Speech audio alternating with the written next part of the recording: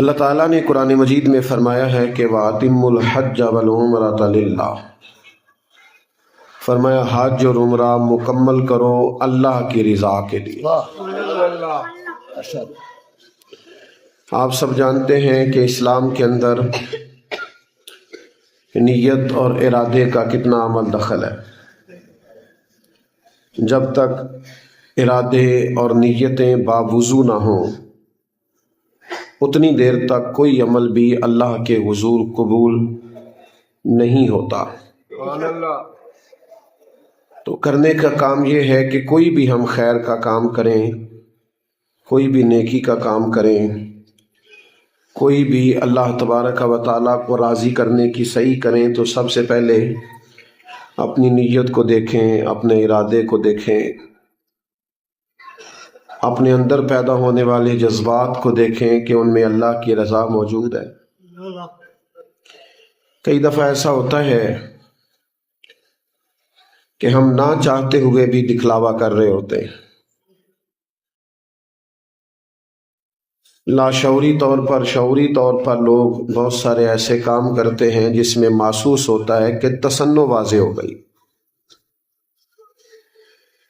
تو بڑی محنت کر کے، بڑی جد و جہد کر کے کوئی نیک کام کیا جائے لیکن اس کا نتیجہ ہی کوئی نہ نکلے۔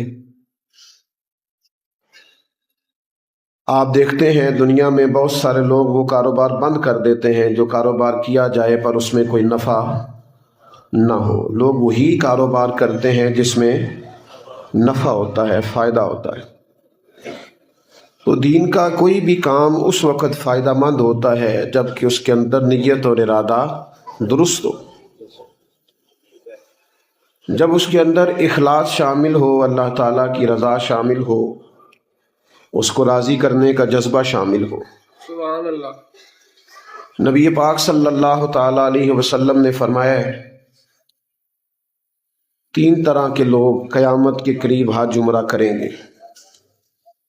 کچھ تو خالص حج عمرہ کریں گے، کچھ سیاحت کریں گے، اور تیسرا فرمایا کچھ لوگ تجارت کریں گے۔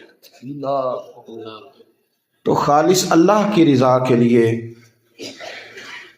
کوشش کرنی چاہیے کہ انسان اللہ کے گھر جائے۔ آج کل سٹیٹس کا دور ہے، فوٹو کا دور ہے۔ دیکھیں نا، میں بار بار عرض کر رہا ہوں کہ آپ رہنے دیں بیٹا، چھوڑ دیں اس کو، یہ چل رہے ہیں، باقی کام ہو جائے گا انشاءاللہ۔ بات تو کرنے آتے ہیں آپ کے ساتھ اور آپ ہمارے آگے کیمرے کر دیتے ہیں کہ کیمروں سے بات کریں، آپ ہمارے آگے موبائل کر دیتے ہیں، موبائل سے بات کریں۔ 2 4 5 لوگ بنا لیں، باقیوں کو دے دیں، ختم ہو گئی بات سارے۔ اور یہ جو بالکل سامنے بیٹھے ہوتے ہیں ان کو تو بالکل نہیں چلانا چاہیے، کیونکہ انہی سے تو بات کرنی ہوتی۔ تو 2 4 گزارشات ہیں، آپ سن لیں، اللہ تعالیٰ آپ کو جزائے خیر عطا فرمائے۔ آمین۔ میرے بھائی، خالص اللہ کی رضا کے لیے حج عمرہ کرنا چاہیے۔ ایک روایت میں فرمایا کہ قیامت والے دن اللہ تعالیٰ کچھ لوگوں کو ارشاد فرمائے گا تم نے جو حج کیا تھا جاؤ اس کی برکت سے جنت میں۔ تو وہ عرض کریں گے مالک ہم تو کر ہی نہیں سکے، غریب تھے۔ اللہ فرمائے گا جب حاجی جاتے تھے تو دل تو تڑپتا تھا نا، خواہش تو پیدا ہوتی تھی نا، جذبات تو ستھرے تھے نا، تو ان جذبات کی بنیاد پر حج کا اجر بھی دیا ہے اور اسی برکت سے آج تمہیں جنت بھی دے رہا ہے۔ تو اچھی نیت کے ساتھ اس کو راضی کرنے کے لیے، اچھا یہ کوئی بھی کام جو ہے نا وہ آپ دکھلاوے کے لیے کرنا شروع کر دیں آپ پریشان ہو جائیں گے۔ مثلا کسی جوان نے بال بنائے ہیں کہ لوگ مجھے دیکھیں، اب وہ کوئی دیکھ نہیں رہا تو پریشان ہے کہ میں نے اتنے پیسے لگا دیے، کوئی توجہ ہی نہیں کرتا، دکھانے کے لیے کیا نا کام۔ تو جو کام بندہ اللہ کی رضا کے لیے کرتا ہے اس میں بندہ بے نیاز ہوتا ہے، بلکہ وہ کوشش کرتا ہے کسی کو پتہ ہی نہ چلے۔ دیکھیں نا، ہم عام سنتے ہیں کہ سیدھے ہاتھ سے 2 الٹے کو خبر، اس کا کیا مطلب ہوتا ہے کہ بس آپ اللہ کی رضا کے لیے دے کے پھر بھول جائیں۔ تو حج عمرے کا جو سفر ہے اس میں اخلاص بڑا ضروری ہے، نیت اور ارادہ بڑا ضروری ہے۔ اب تو لوگ باقاعدہ فیس بک پہ لکھتے ہیں کہ الحمدللہ میری 6ٹھی بار عمرے کی حاضری، نہیں آپ بتا رہے ہیں کہ آپ کی چھٹی دفعہ حاضری ہے، کیوں بتا رہے ہیں اور کس کو بتا رہے ہیں، کس کو خبر کر رہے ہیں آپ؟ اور ہر جگہ کی فوٹو، یعنی یہاں سے چلنے کی فوٹو، پھول ڈالنے کی فوٹو، پھر ایئرپورٹ پہنچنے کی فوٹو، پھر اترنے کی فوٹو، پھر جہاز کے اندر ایک فوٹو۔ وہ بھائی چھوڑ دیں، آپ کس کام لگے ہوئے ہیں؟ آپ کے ہاتھوں میں کیمرے نظر آ رہے ہیں، حالانکہ اس سفر میں تو آپ کے ہاتھ میں تسبیح نظر آنی چاہیے تھی، آپ کے ہاتھ میں قرآن مجید کے نسخے نظر آنے چاہیے تھے۔ تو اخلاص، ایک بزرگ ہیں حضرت ابو مرتعش رحمۃ اللہ علیہ، امام کشیری نے رسالہ کشیریہ میں ایک بڑی لطیف بات لکھی ہے، اور فرماتے ہیں کہ شیخ فرماتے ہیں میرا تیسرا چوتھا حج تھا نفلی، اور 2-4 دنوں کے بعد میری روانگی تھی، تو میں گھر میں بیٹھا ہوا تھا، تیاری میں نے پوری کر لی تھی، نفلی حج کو جا رہا تھا، فرض تو میں ادا کر چکا تھا، تو میں بالکل تیار تھا حج کے لیے جانے کو۔ ایک دن گھر میں بیٹھے ہوئے تھے تو والدہ نے مجھ سے کہا بیٹا ذرا پانی کا پیالہ تو دینا۔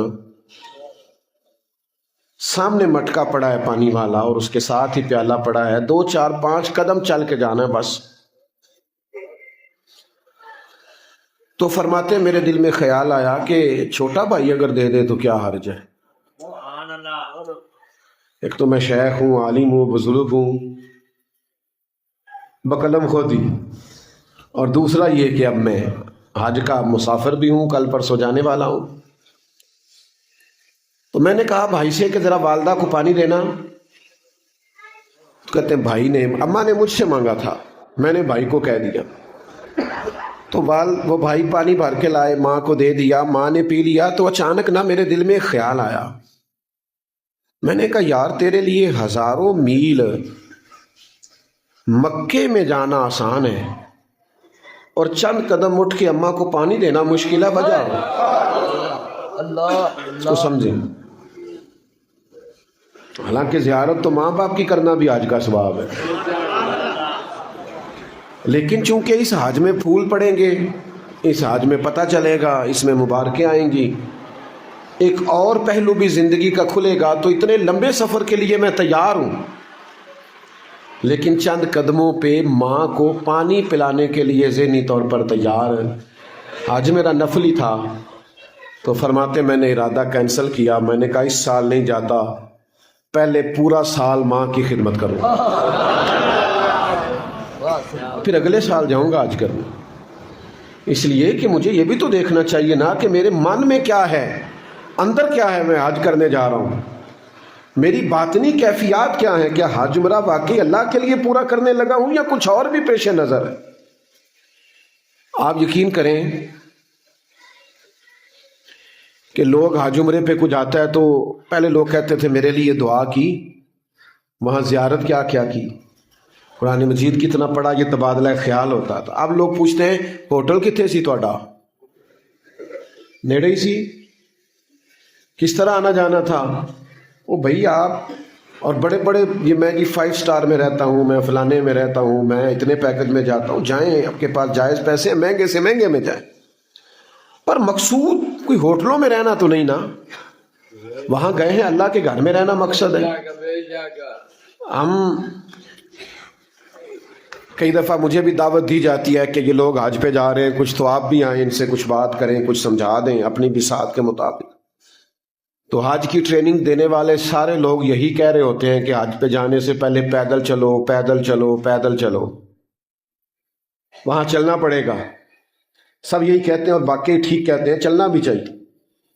تو میں دوستوں سے کہا کرتا ہوں کہ پیدل بھی چلو، لیکن حج عمرے پہ جانے سے پہلے 2-2 3-3 گھنٹے مسجد میں بیٹھنے کی بھی عادت بناؤ، تاکہ وہاں جا کے حرم میں بیٹھ بھی سکو، قرآن مجید بھی پڑھ سکو۔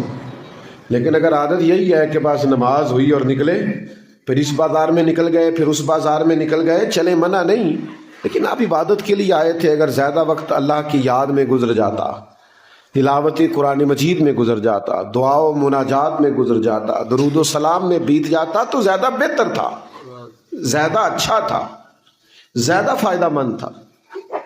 تو حج اور عمرہ اللہ کی رضا کے۔ اور پھر دوسری بات حج اور عمرے میں جانے کے لیے دو سواریاں بڑی ضروری ہیں جن کے ساتھ سفر کرنا ہے. دو سواریاں، ایک ذوق، دوسرا شوق. جو لوگ ذوق شوق کے بغیر جاتے ہیں نا وہ تو یہیں اپنے ایئرپورٹ پہ تھک جاتے ہیں. ذوق شوق ہو نا تو آپ یقین کریں سفر لگتا ہی نہیں. ذوق شوق ہو تو کہیں کوئی ایسی چیز محسوس نہیں ہوتی. بندہ ایسے جیسے سفر کرتا ہی جا رہا ہے، طبیعت تیزی سے بڑھ رہی.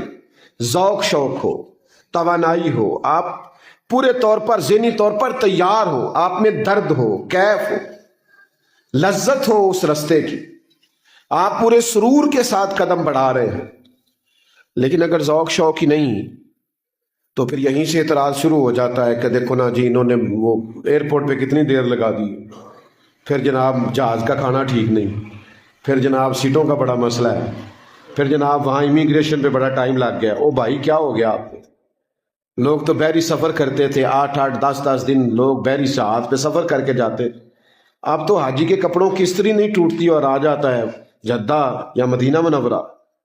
تو بالکل آپ گھر سے بھی گاڑی میں بیٹھے ہیں، وہاں بھی جا کے آپ کو ساری سہولیات حاصل ہیں، جہاز میں کھانا ہے، ساری زندگی کی آسانیاں ہیں، اور آپ آرام سے چند گھنٹوں میں 4 5 گھنٹوں میں آپ اتر گئے ہیں. دشواری کس بات کی؟ صرف یہ کہ ہم آسان پسند ہو گئے، طبیعتوں کے اندر آسانی بڑی آ گئی. کرنے کا کام یہ ہے کہ ہم بڑا شوق پیدا کریں. یہ کیوں نعتیں سناتے تھے ہمیں ہمارے بزرگ؟ تاکہ شوق پیدا ہو. یہ کیوں فضائل سناتے تھے مکہ مدینہ کے؟ تاکہ ہماری طلب بڑھے. یہ بار بار اس پر شعر و شاعری، اس پر نعت، خوشگلو نعت خانوں کی نعتیں، اس پر مناقب، کیوں؟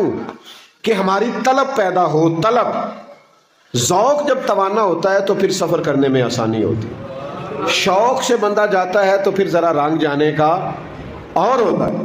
لیکن اگر شوق ذوق ہی نہیں تو پھر کیسے وہ سعادت حاصل ہوگی؟ ایک حضرت غوث اعظم رضی اللہ تعالیٰ عنہ کے پاس ایک شخص آیا.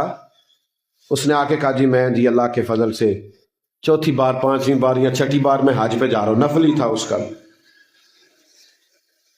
تو حضرت فرمانے لگے کہ کیسے آئے ہو؟ کہا میری کچھ تربیت کر دیں. فرمایا مجھ سے تربیت لینی ہے نا تو پھر اس سال حج پہ نہ جا. تو کہنے لگا ٹھیک ہے.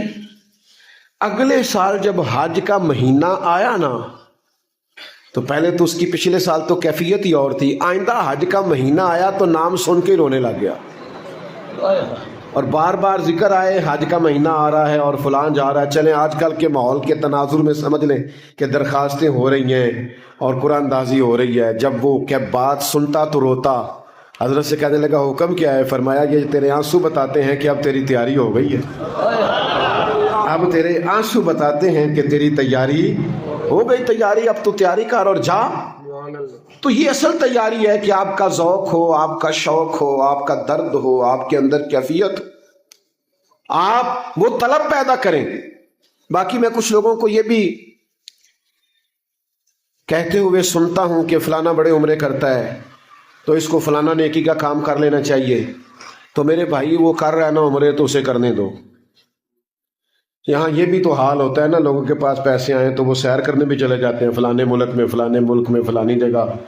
تو اللہ کا شکر ادا کرو رب کے گھر تو جا رہا ہے نا. تو آپ اسے کہتے ہیں یہ چھوڑ کے یہ کریں تو اچھی بات ہے، زیادہ ضروری کام ہے تو نفل چھوڑ کے وہ کرنا چاہیے. لیکن ایسا نہ ہو کہ یہ بھی نہ کرے اور وہ بھی نہ کر سکے. تو اخلاص کے ساتھ اللہ کے گھر کی حاضری، پھر وہاں جا کے حضور سید عالم علیہ السلام کے شہر مبارک کی برکات، گلے شکوے نہیں. اسی پینڈو بندے ہیں، ایک دوجے نے پوچھنا لا پہ تیرے کو ایجنٹ نے کنے پیسے لائے نے، تیرے کو کنے پیسے لائے نے، مینوں تے لوٹ لیا سو. وہ بھائی چھوڑ دیں، جس نے اللہ کے گھر پہنچا دیا ہے بڑا ہو گیا ماشاءاللہ. ان کو بھی ایجنٹوں کو بھی زیادتی نہیں کرنی چاہیے، کر جاتے ہیں بڑی جگہ پہ، لیکن اب پہنچ گئے تو اب وہاں جا کے تبصرے کرنے کا کیا مطلب ہے؟ اب آپ چھوڑیں، اللہ اللہ کریں، جس کام آئے ایک دوسرے سے باقاعدہ پوچھ گچھ کرتے. تو یہ رویہ اس کو بھی بدلنے کی ضرورت ہے. حضور سید عالم علیہ السلام نے فرمایا تم میں سے جو مدینے آئے اور پھر اسے کوئی تکلیف پہنچے، اوئے ہوئے، کریم فرماتے ہیں تم میں سے کوئی اگر مدینہ منورہ آیا اور اسے کوئی تکلیف پہنچی تو فرمایا وہ مدینے کی تکلیف پہ صبر کرے، جو مدینہ منورہ کی تکلیف پہ صبر کرے گا میں قیامت میں اس کا سفارشی بنوں گا۔ اگر یہاں کی تکلیف پر صبر کرے گا تو میں قیامت میں سفارش کروں۔ تو بھائی سمجھنے کا مقام یہ ہے اور غور کرنے کا مقام یہ ہے کہ اگر کوئی تکلیف آتی بھی ہے تو دیکھیں تو صحیح سفر کون سا ہے۔ اے پائے نظر ہوش میں آ، یہ کوہ نبی ہے، آنکھوں سے بھی چلنا یہاں بے ادبی ہے۔ اور اعلیٰ حضرت فرماتے ہیں حرم کی زمین اور قدم رکھ کے چلنا،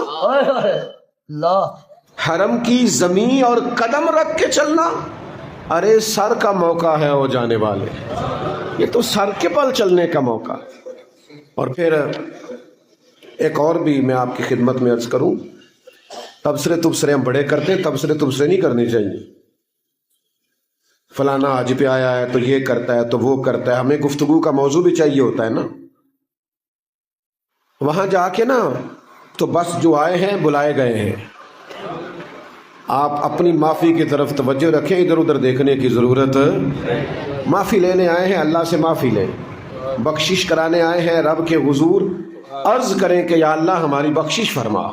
لیکن ہم بڑے تبصرے کرتے ہیں، پہلے تو صرف ممبر پہ خطیب تقریر کرتے تھے نا، اب تو ہر چوک میں 2-4 خطیب مل جاتے ہیں، ہم سارے خطیب ہیں۔ اب مولوی دی تے کسی محفل چ ہے سن لئیے، ورنہ تے مولوی نو بھی بندیاں چ پہ جائے تو سننی پیندی ہے، کیونکہ بڑے بڑے خطیب بڑے بڑے واعظ پھٹوں پہ چوکوں میں چوراہوں میں ملتے ہیں، وہ کہنا نہیں تینوں میں دسنا۔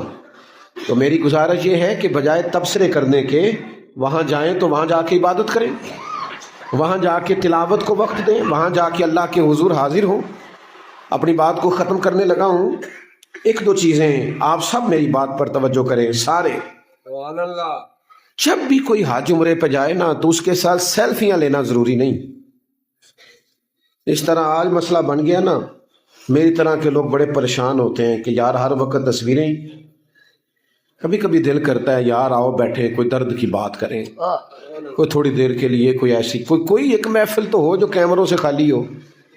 اب تو آپ رو نہیں سکتے، آپ کے رونے پہ بھی لوگ لکھ دیتے ہیں پیر صاحب رو پڑے، اس کو بھی بیچتے ہیں۔ بھائی کچھ نہیں کر سکتے، آپ چھپنا پڑتا ہے بڑی چیزوں سے۔ حضرت فاروق اعظم رضی اللہ تعالی، حضرت عمر عمرے کے لیے جا رہے تھے، سبحان اللہ۔ تو جناب عمر فرماتے ہیں مجھے وہ جملے نہیں بھولتے، میری زندگی کا سرمایہ بن گیا۔ مدینے والے محبوب فرمانے لگے ہمیں بھی دعاؤں میں یاد رکھ، ہر ایک کی دعائیں حضور کے صدقے قبول ہوتی۔ تو یہ کیا تھا؟ یہ حضور نے تعلیم امت کے لیے فرمایا، امت کی۔ تو ہماری بھی جانے والے ان بزرگوں سے گزارش ہے کہ ہمارے لیے دعا کریں، اور بھی جو جا رہا ہے سب سے گزارش ہے دعا کریں، لیکن دعا کا تعلق ہی ٹھیک ہے، تبصروں کی ضرورت کوئی نہیں، سیلفیوں کی ضرورت کوئی نہیں، ادھر ادھر فوٹو کی ضرورت کوئی نہیں۔ وہ میں اب بات ختم کرنے لگا تھا پر مجھے یاد آ گئی، میں نے ایک دفعہ ایک دوست سے کہا کہ آپ قرآن مجید ٹھیک کر لیں، قرآن مجید پڑھ لیں، کہنے لگے ہن نہیں پڑھیا جاندہ، زبان موٹی ہو گئی۔ میں کہ سٹیٹس سے تسی بابا وال لاندے ہو، لانا آ گیا ہے۔ دیکھو نا سارے چلاتے ہیں نا، میری عمر کے لوگ بھی تو کہتے ہیں 38-40 سال عمر تھی اس دوست کی، کہتا جی وہ اب مشکل ہے۔ تو میں نے کہا یار ہے واٹس ایپ گروپ بھی تینوں آ گئے نے، اور یہ سارا کچھ ہی تو نے سیکھ لیا ہے۔ اور پھر یہ ابھی کل آئے ہیں کمپیوٹر ہمارے دفاتر میں، پہلے تو دفتروں میں جاتے تھے، پٹوار خانے جاتے تھے تو وہ اوپر سے رجسٹر اتارتے تھے تو مٹی پڑتی تھی سروں میں، بڑا مشکل۔ اب دفاتر میں کمپیوٹر آیا تو میرا خیال ہے سب نے نوکریاں چھوڑ دی ہوں گی کہ نہیں ساڑھے کو نہیں سیکھ ہوں، انجی ہوا ہے کی ہوا پھر لوگوں نے 40,000 کی نوکری بچانے کے لیے کمپیوٹر سیکھا ہے کہ نہیں؟ تو اگر 40,000 کی نوکری بچانے کے لیے کمپیوٹر سیکھا جا سکتا ہے تو اپنی آخرت بچانے کے لیے قرآن بھی سیکھا جا سکتا ہے، دین بھی سیکھا جا سکتا ہے۔ سبحان اللہ۔ اس لیے سیکھیں، دعائیں سیکھیں، آداب سیکھیں، جانے سے قبل خوب تیاری کریں۔ ہماری ان سے گزارش یہ ہے کہ یہ ہمیں دعاؤں میں یاد رکھیں۔ آپ سب سے بھی یہ گزارش ہے کہ جب بھی اللہ تعالیٰ حرمین کی حاضری کا موقع عطا کرے خوب خوب دعائیں کرے، اللہ تعالیٰ ہماری اس بزم کو قبول فرمائے۔ صلاۃ و سلام ہوگا اور مفتی صاحب دعا فرمائیں گے انشاءاللہ۔